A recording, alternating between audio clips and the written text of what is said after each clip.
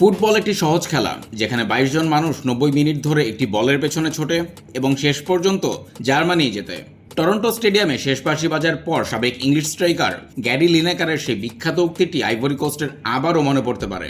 ৩০ মিনিটের ফ্রাঙ্কেসির করা গোলে ৬৭ মিনিট পর্যন্ত এগিয়েছিল আফ্রিকার দলটি, কিন্তু শেষ রক্ষা হলো না। বদলি নামা ফরোয়ার্ড দেনিস উনতাভের জোড়া গোলে ম্যাচটি ২-১ ব্যবধানে জিতে নিয়েছে জার্মানি।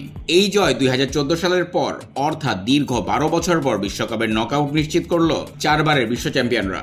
ম্যাচের প্রথমার্ধে জার্মানির ২টি গোল ফাউলের কারণে বাতিল হয়। পিছিয়ে পড়া দলকে বাঁচাতে ৬০ মিনিটে ৩টি পরিবর্তন করেন কোচ নাগেলসমান। মাঠে নামান দেনিস উনদাভকে। ৬৮ মিনিটে নাদিম আমিরের ক্রস থেকে চমৎকার ভলিতে জার্মানিকে সমতায় ফেরান উনদাভ। এরপর যোগ করার সময় ৪র্থ মিনিটে ফেলিক্স মেচার পাস থেকে নিজের দ্বিতীয় গোলটি করে স্টেডিয়ামের ৪৩,০০০ জার্মান সমর্থককে উল্লাসে ভাসান তিনি। পিছিয়ে পড়েও ম্যাচ জেতার রেকর্ডে এই জয়ে ব্রাজিলকে ছাড়িয়ে গেছে জার্মানি। বিশ্বকাপে এভাবে সর্বোচ্চ ১৬টি ম্যাচ জিতল তারা, যেখানে ব্রাজিল জিতেছে ১৫টি। পাশাপাশি বিশ্বকাপে মোট ২৪১ গোল নিয়ে আবারও ব্রাজিলকে ছুঁয়ে ফেলেছে জার্মানরা।